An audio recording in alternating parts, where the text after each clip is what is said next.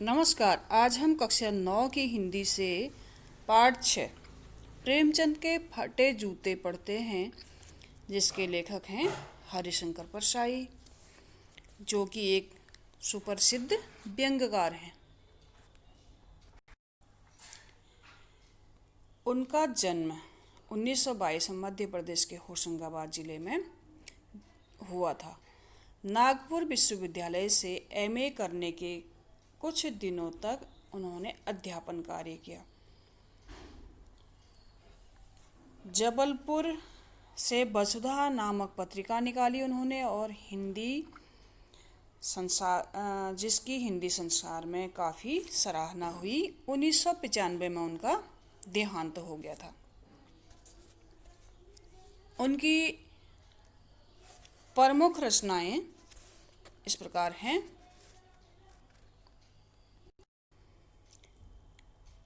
हंसते हैं रोते हैं, जैसे उनके दिन फिरे, रानी नागफनी, तब की बात थी, भूत के पांव पीछे इत्यादि।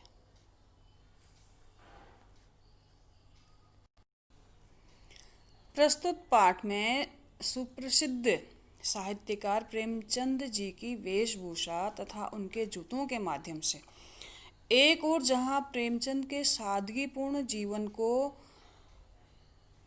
पाठकों के सामने प्रस्तुत किया है, वहीं समाज में स्वार्थपरता,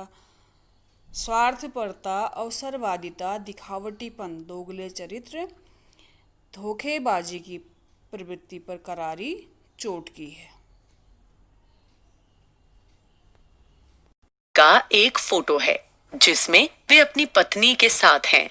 फोटो में वे कुर्ता धोती पहने हुए तथा सिर पर टोपी लगाए हुए हैं। कनपटी चिपकी, गालों की हड्डियां उभरी तथा चेहरे पर घनी मूछें हैं। पांव में कैनवस के जूते हैं जिनकी पतरियां निकल आई हैं, इसलिए वे बेतरतीब बंधे हैं। बाएं जूते में एक बड़ा छेद हो गया है जिसमें से उंगली बाहर निकल आई है।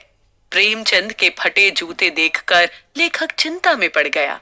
अगर फोटो खिंचाते समय पोशाक का यह हाल है तो वास्तविक जीवन में क्या रहा होगा।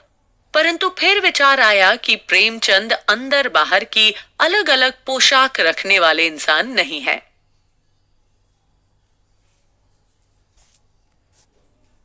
लेखक सोचने लगा कि प्रेमचंद हमारे साहित्यिक पुरखे हैं, फिर भी उन्हें अपने फटे जूते का जरा भी एहसास नहीं है।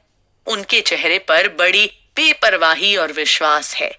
हैरानी की बात यह है कि फोटो में भी प्रेमचंद के चेहरे पर एक व्यंग्य भरी हंसी है। लेखक सोचता है कि प्रेमचंद ने फटे जूते में फोटो खिंचाने से मना क्यों न कर दिया।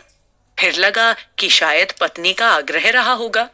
लेखक प्रेमचंद के दुख को देखकर रोना चाहता है, किंतु प्रेमचंद की आंखों का दर्द उसे रोक देता है। लेखक सोचता है कि लोग फोटो खिंचवाने के लिए कपड़े, जूते, क्या पत्नी तक मांग लेते हैं। फिर प्रेमचंद ने ऐसा क्यों नहीं किया। आजकल तो लोग इत्र लगाकर फोटो खिंचवाते हैं ताकि फोटो में से सुगंध आए।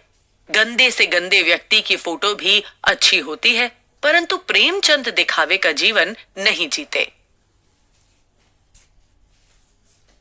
लेखक कहता है, मेरा जूता भी ऊपर से अच्छा दिखता है, किंतु उसका तला घिस गया है। मैं ऊपरी पर्दे का ध्यान रखता हूँ, इसीलिए अंगुली को बाहर नहीं निकलने देता।